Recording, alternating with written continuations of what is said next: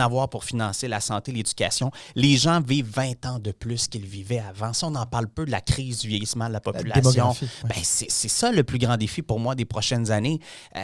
Avant, les gens décédaient à 72 ans. Maintenant, à 92, 94, c'est pas rare de voir des gens à cet âge-là, sans compter que moi, je remets des certificats de centenaire, puis j'en ai pratiquement toutes les semaines. Donc, c'est des gens qu'on doit s'occuper plus longtemps, puis heureusement, on veut qu'ils soient en santé, puis c'est notre travail.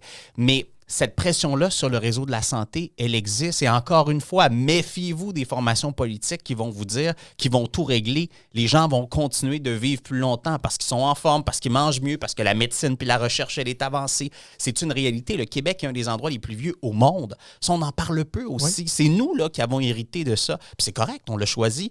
Mais c'est pour ça que je pense que malgré tout, on fait des bons choix dans un contexte où on va avoir des projets économiques qui vont nous permettre de financer l'éducation et le vieillissement de la population aussi.